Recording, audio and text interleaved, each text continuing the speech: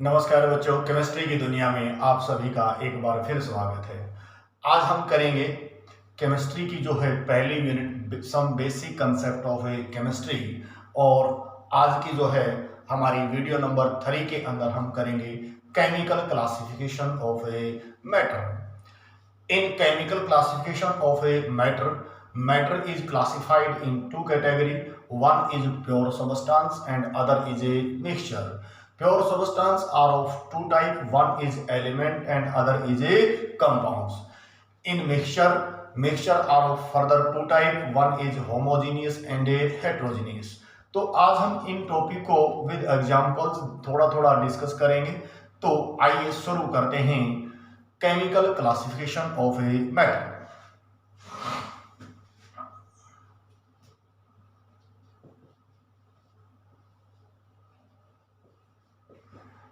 Chemical classification of matter. Matter को हमने दो कैटेगरी में डिवाइड कर दिया बेटा। एक pure substance and second one is the mixture. फिर प्योर सबस्टेंस टू टाइप की हमारे पास एलिमेंट्स और सेकेंड था हमारे पास कंपाउंड। मिक्सचर जो है दो टाइप के होते हैं, एक होमोजीनियस मिक्सचर और दूसरा बेटा heterogeneous mixture.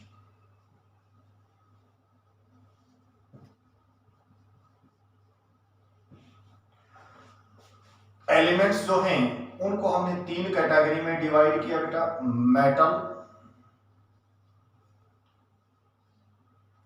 Metalloid and non metal. Compound भी दो टाइप के थे, एक हमारे पास organic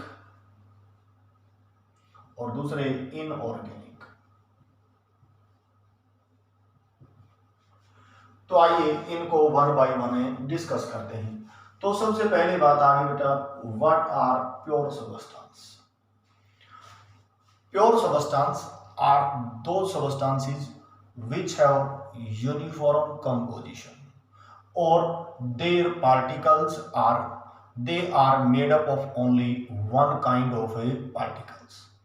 Pure substance are those substances which are made up of only one kind of a particles. ये पार्टिकल्स जो है बेटा एटम भी हो सकते हैं, मोलिक्यूल भी हो सकते हैं। इसी प्रकार से mixtures are the substances which are made up of two or more substances in which यानी कि more than one type of particles are present, that is called a mixture. तो अब हम प्योर सबस्टेंस के अंदर शुरू करेंगे बेटा, व्हाट इज एलिमेंट। तो आइए एलिमेंट से शुरू करते हैं।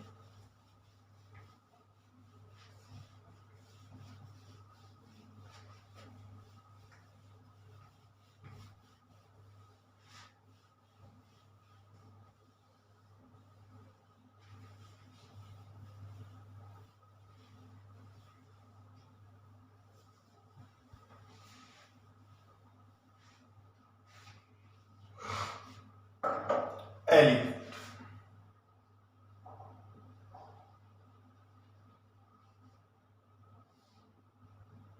हिंदी में इसको तत्व बोलते हैं। तो एलिमेंट क्या होते हैं, जैसे ही आप लोगों को पता होगा कि अभी तक लगभग 118 एलिमेंट्स वेल नोन हैं।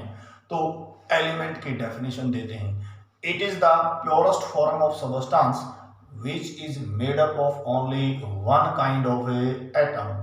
पदार्थ का वो शुद्धतम और सरलतम रूप जो सिर्फ एक ही प्रकार के एटम्स मीन्स परमाणुओं से मिलके बना हुआ हो। तो डेफिनेशन देखिए, it is the purest form of the substance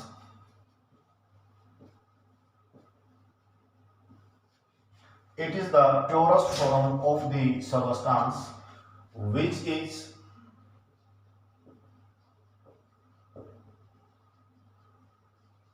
made up of only one kind of atoms. Purest form of substance which is made up of only one kind of a atom, जो एक ही प्रकार के atom से मिलके बना हुआ हो matter की, उस प्योरेस्ट फॉर्म का नाम क्या रखते हैं बेटा? एलिमेंट्स। अभी तक जो है हमारे पास 118 एलिमेंट्स जो हैं वेल नोन हैं। At present 118 elements are well known.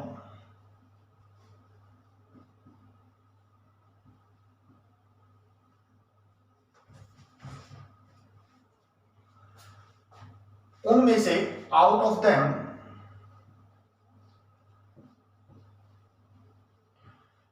80% are metals and rest are non-metals and metalloids.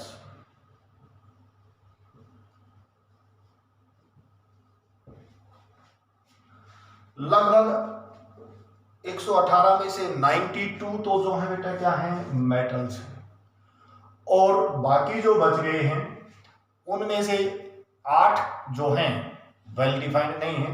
लगभग 8 जो है हमारे पास, वैसे कई बुक्स में 11 भी लिख देते हैं, मेटलॉइड होते हैं। तो जनरली जो है 8 ही मेटलॉइड हैं, रेस्ट जो हैं वो हमारे पास क्या आ जाएंगी? नॉन मेटल की कैटेगरी में आती हैं। तो अब हम बात करते हैं बेटा एलिमेंट्स को हमने यहाँ पे भी 3 कैटेगरी में डिवाइड कर दिया, metals, non metal and A metalloid. तो आपने 10वीं क्लास में भी पूरा चैप्टर पढ़ा है metals and a non metals. तो उसकी एक ब्रीफ डेफिनेशन मैं देना चाहूंगा कि भाई मेटल्स क्या होती हैं केमिस्ट्री के अकॉर्डिंग। तो मेटल्स, नॉन मेटल और ए मेटलॉइड, इनकी डेफिनेशन करेंगे। बाकी डिटेल जो है हमारे पास जो सारे एलिमेंट्स आएंगे इनऑर्गेनिक केमिस्ट्री में, उनको डिटेल में डिस्कस करेंगे। तो यहाँ पे हम जस्ट डेफिनेशन करेंगे मेटल्स और ए नॉन मेटल्स की। तो हमारे पास जो है मेटल्स, तो व्हाट आर ए मेटल्स? आपको 10वीं क्लास में भी मेटल्स की डेफिनेशन पता होनी चाहिए और पता भी होगी। तो मेटल्स क्या होती हैं केमिस्ट्री के अकॉर्डिंग? मैं ये नहीं पूछूंगा कि भाई जैसे बच्चे कहते हैं मेटल्स आर मैलिएबल, डक्टाइल, जो है गुड कंडक्टर ऑफ इलेक्ट्रिसिटी, ये प्रॉपर्टीज हैं। तो केमिस्ट्री के अकॉर्डिंग एलिमेंट्स को हमने क्लासिफाई किया मेटल्स, नॉन मेटल और मेटलॉइड, यानी कि इलेक्ट्रॉन लेने देने की प्रॉपर्टी के ऊपर। तो ऐसे एलिमेंट्स जो इलेक्ट्रॉन लूज करके, इजीली इलेक्ट्रॉन लूज करके पॉजिटिव आयन बनाते हैं, उन एलिमेंट्स का नाम क्या रख दिया बेटा? मेटल्स। यानी कि metals are the electropositive element. और जो नॉन मेटल होती हैं वो क्या है बेटा? इलेक्ट्रोनेगेटिव एलिमेंट्स, यानी कि which easily gain the electron and form an ion. तो non metals are a electronegative and metalloid have property in between to that of the metals and non metals. तो डेफिनेशन देखिए, सबसे पहले हमने बात की metals.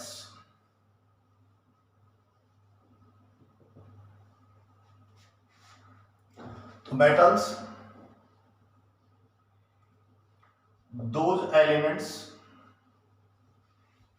which easily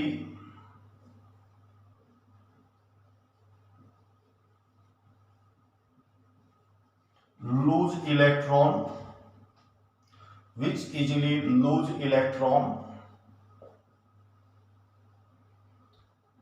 and form positive ion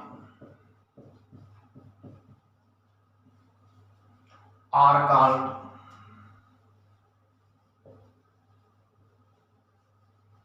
metals। तो electron lose करने ऐसे एलिमेंट्स, तो मेटल्स यानी कि ये इलेक्ट्रॉन लूज करके क्या बनाते हैं बेटा? पॉजिटिव आयन बना देते हैं। तो ऐसे एलिमेंट्स जो आसानी से इलेक्ट्रॉन लूज करेंगे और पॉजिटिव आयन बनाएंगे, तो दूसरे शब्दों में हम ये कह सकते हैं they are electropositive in nature.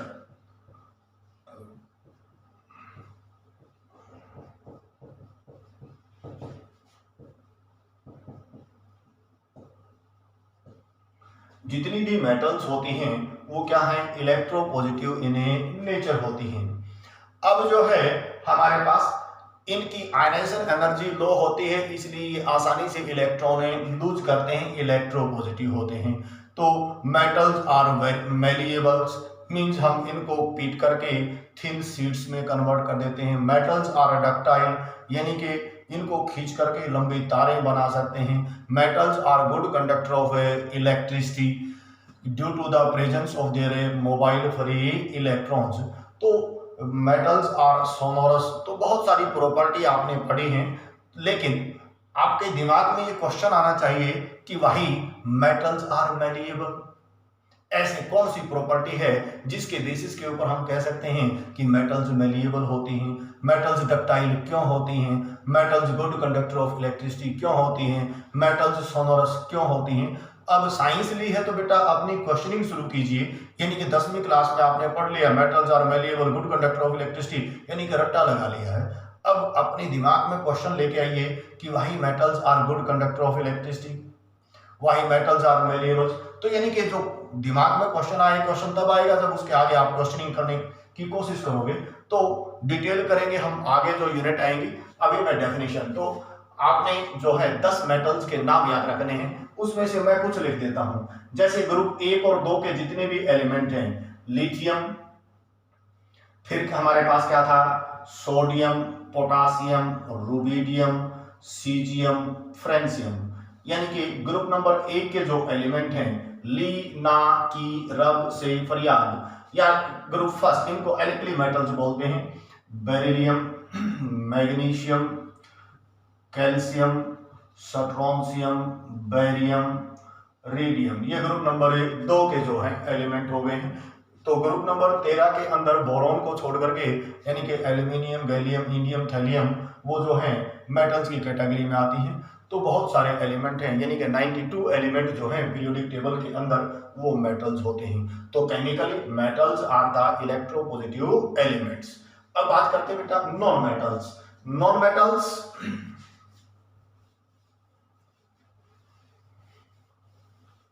Metals के अपोजिट प्रॉपर्टी रखेंगी, और ये इलेक्ट्रोपॉजिटिव थे तो नॉन मेटल्स क्या हो जाएंगे, इलेक्ट्रोनेगेटिव हो जाएंगे।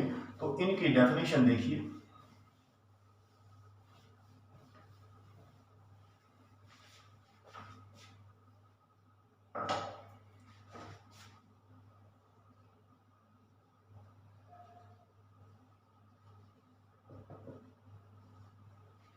Non metals,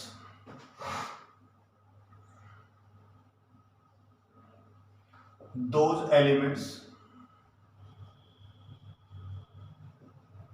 which easily gain electron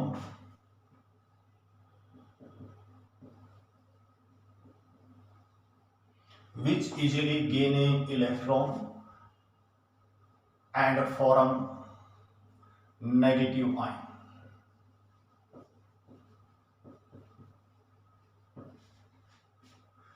ये एलिमेंट्स, इसने इलेक्ट्रॉन ले लिया और इसने क्या बना दिया, नेगेटिव आयन बना दिया। तो ऐसे एलिमेंट्स जो इलेक्ट्रॉन गेन करके नेगेटिव आयन बनाते हैं उनको क्या बोलते हैं बेटा, नॉन मेटल्स। यहाँ पे हमारे पास जो है जितनी भी गैसेज हैं वो सारी की सारी क्या होती है बेटा, नॉन मेटल की कैटेगरी में। याद रखने के लिए नाइट्रोजन है, फॉस्फोरस है, ऑक्सीजन, सल्फर है, हमारे पास fluorine, chlorine, bromine, iodine, helium, neon, argon, krypton, xenon, radon. इसी प्रकार से ऑक्सीजन O2 के रूप में एग्जिस्ट करती है, सल्फर एसिड के रूप में। तो यहाँ पे कार्बन जो है वो भी नॉन मेटल्स है, बोरॉन भी क्या है, नॉन मेटल्स है। अब बोरॉन के नीचे क्या आ गया बेटा, एल्यूमिनियम, इसके नीचे क्या आ जाएगा, सिलिकॉन, फिर जर्मेनियम। नाइट्रोजन के नीचे क्या आता है वैसे, फास्फोरस, फिर आर्सेनिक, फिर ऑक्सीजन, सल्फर, सेलेनियम, टेलुरियम और पोलोनियम। यानी कि ये ग्रुप नंबर 13, 14, 15, यदि मैं एलिमेंट्स को ऐसे लिखना चाहूं तो ये हमारे पास तो carbon, silicon, germanium, tin and lead, boron, aluminium, gallium, indium और ये क्या आ गया, थैलियम। तो यहां पे हमारी बॉर्डर लाइन होती है बेटा, इस बॉर्डर लाइन के आसपास arsenic, antimony,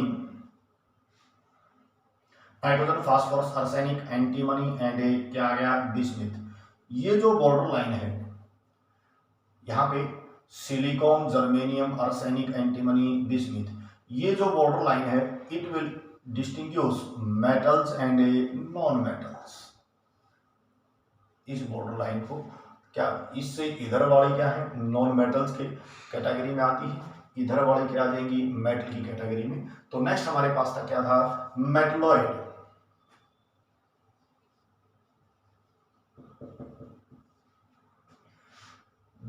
Those elements which have property in between to that of the metals and non-metals.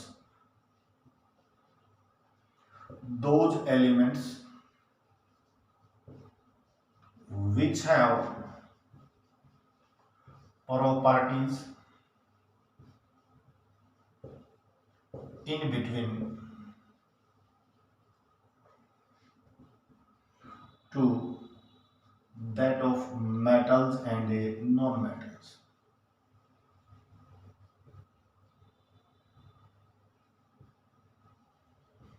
इनके जो एग्जाम्पल्स है बेटा, यहाँ पे silicon, germanium, arsenic, antimony, bismuth, ये मोस्टली क्या है हमारे पास है, मेटलॉइड है। Silicon, germanium, arsenic, antimony, bismuth, कहने को ये 8 है, यानी कि टुलुरियम, पोलोनियम जो है इस कैटेगरी में है, लेकिन ये रेडियो एक्टिव इन नेचर होने की वजह से थोड़ा सा इसकी प्रॉपर्टी वेल नोन नहीं है। तो silicon, germanium, arsenic, antimony, bismuth, तो 3 और 2 5, इन 2 को भी रख लेते हैं। एक इसमें से एस्टेटिन आता है, तो फ्लोरीन, क्लोरीन, ब्रोमीन, आयोडीन और एस्टेटिन, ये जो एलिमेंट हैं ये जो है मेटल्स और नॉन मेटल की कैटेगरी में रखते हैं, तो इसलिए यहाँ पे 8 के आसपास माने जाते हैं। कई बुक्स में इनको 11 में लिख देते हैं।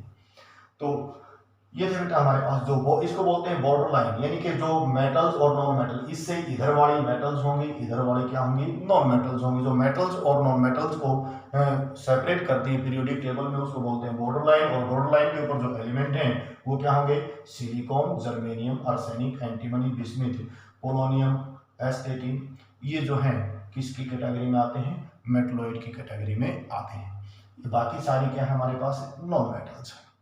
क्लियर होगी बात। तो नेक्स्ट जो है हम करेंगे बेटा, हमारे पास दूसरा जो है क्लासिफिकेशन की दूसरी जो टाइप थी, मिक्सचर। मिक्सचर को भी हम 2 कैटेगरी में डिवाइड करते हैं, एक होमोजीनियस और दूसरा हेट्रोजीनियस। तो क्या होते हैं मिक्सचर, देखिए उससे पहले हमारे पास प्योर सबस्टांस की एक कैटेगरी बच गई बेटा, कंपाउंड, उसको डिस्कस करते हैं।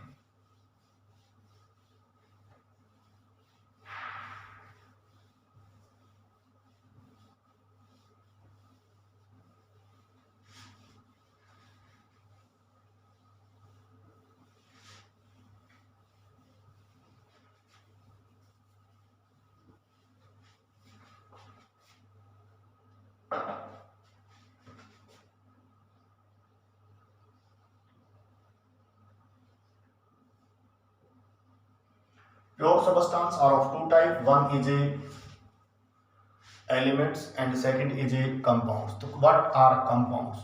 When 2 or more elements combine in fixed ratio of their mass, then new substance formed is called a compounds. For examples, हमने बेटा क्या लिया, हाइड्रोजन लिया और क्या लिया, ऑक्सीजन। जब ये फिक्स रेशियो में जुड़ते हैं और एक पर्टिकुलर टेम्परेचर पे एक नया सबस्टेंस बन गया, वाटर। अब हाइड्रोजन जो है ग्राम के अंदर बात करिए 2 ग्राम है और ये क्या है 16 ग्राम। तो इनके मास में जो रेशियो है वो क्या आ गई 1:8 रेशियो के अंदर जब ये जुड़े और केमिकल चेंज हो, एक नया सबस्टेंस बने, तो जो नया सबस्टेंस बनता है उसको बोलते हैं कंपाउंड।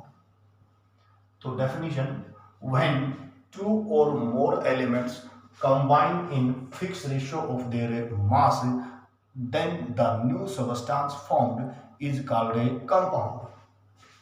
तो डेफिनेशन लिखिएगा, when two or more elements combine in fixed ratio of their masses,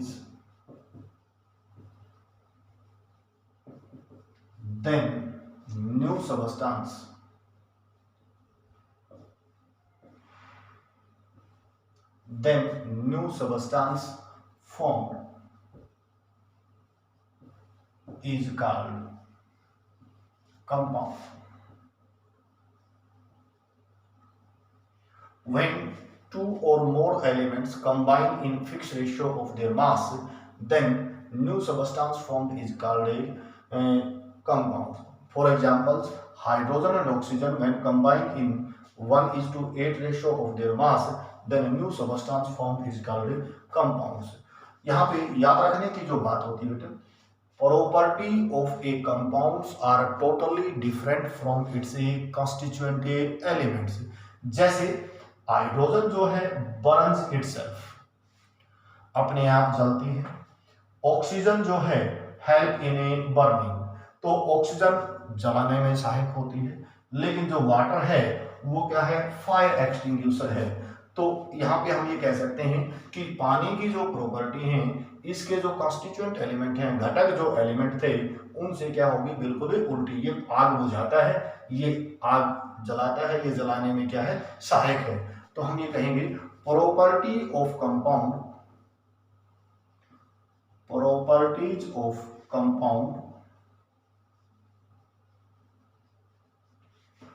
are totally different from its constituent elements.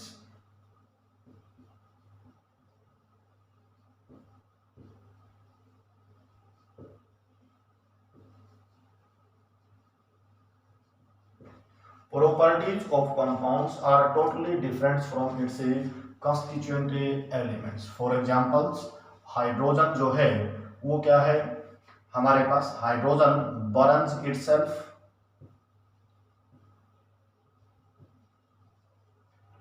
Oxygen जो है हेल्प इन बर्निंग,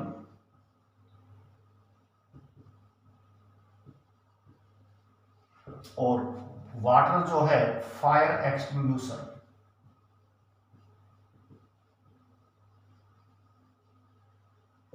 ऑक्सीजन क्या बेटा, फायर एक्सटिंग्विशर है.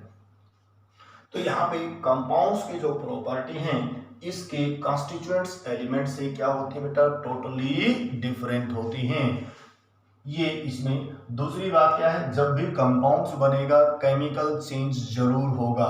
बगैर केमिकल चेंज की कोई भी कंपाउंड नहीं बनेगा. कहने का मतलब कंपाउंड जब बनता है तो या तो हीट एनर्जी रिलीज होती है या हीट एनर्जी एब्जॉर्ब होती है. यहाँ पे कंपाउंड्स के जो कंपोनेंट्स हैं उसको हम सिंपल फिजिकल मेथड से सेपरेट नहीं कर सकते. जैसे भाई वाटर है और हम इसकी हाइड्रोजन और ऑक्सीजन को अलग अलग करना चाहते हैं, तो ऐसा नहीं है कि भाई पानी को हम छान दें, फिल्ट्रेशन कर दें और हाइड्रोजन अलग हो जाए, ऑक्सीजन अलग हो जाए. किसी भी कंपाउंड्स के जो कंपोनेंट्स हैं उनको हम simple physical methods like to that of the filtration है, क्रिस्टलाइजेशन है, डिस्टिलेशन है, सब्लिमेशन है, इनके द्वारा हम क्या नहीं कर सकते, उनको सेपरेट नहीं कर सकते हैं.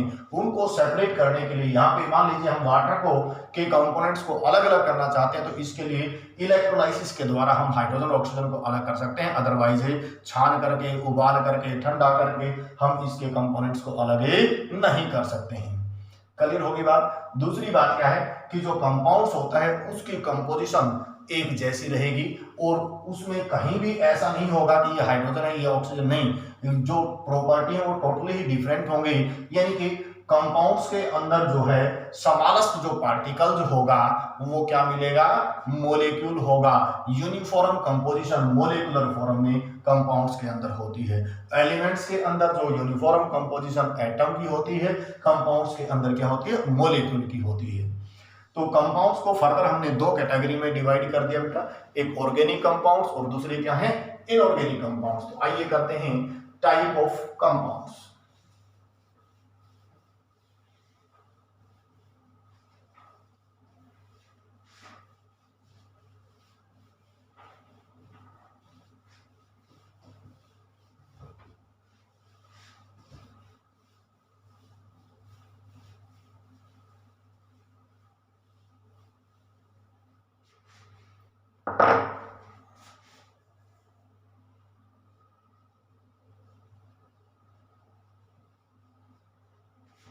दो टाइप के हैं बेटा, एक हमारे पास इनऑर्गेनिक कंपाउंड्स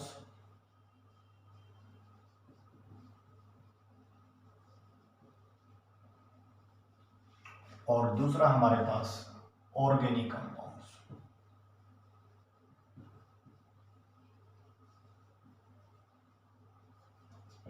ये जो क्लासिफिकेशन का बेस है बेटा, इनके सोर्स के बेसिस के ऊपर, यानी कि जो नॉन लिविंग्स थिंग्स से या नॉन लिविंग सबस्टांसेस से जिनको हम प्राप्त करते हैं वो तो क्या है बेटा, इनऑर्गेनिक कंपाउंड्स। और जो लिविंग ऑर्गेनिज्म से जिनको हम ऑब्टेन करते हैं जनरली, उसका नाम क्या है, ऑर्गेनिक कंपाउंड्स। तो ये पहले की डेफिनेशन है। तो inorganic compounds they are obtained from non-living sources like rocks etc. तो जिनको हम नॉन लिविंग सोर्सेज से ऑब्टेन करते हैं, रॉक्स, साल्ट, मार्बल एटसेट्रा, यानी कि दो या दो से कोई भी एलिमेंट्स, लेकिन इनका जो सोर्स रहेगा वो नॉन लिविंग सोर्स रहेगा। वो रॉक से मिल सकते हैं, सी से मिल सकता है, साल्ट से, मार्बल में, दूसरी थिंग्स के अंदर भी ये हो सकते हैं। ऑर्गेनिक दे आर ऑब्टेन्ड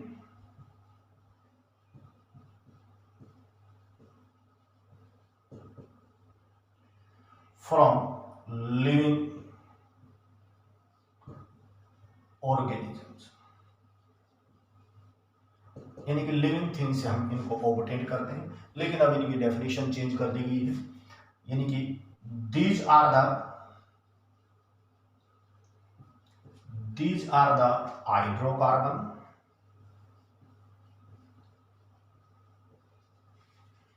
और their derivatives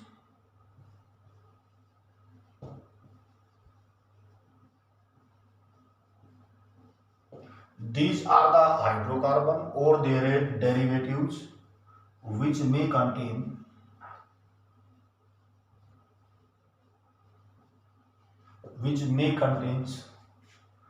halogen, fluorine, chlorine, bromine, iodine, इनको हैलोजन बोलते हैं।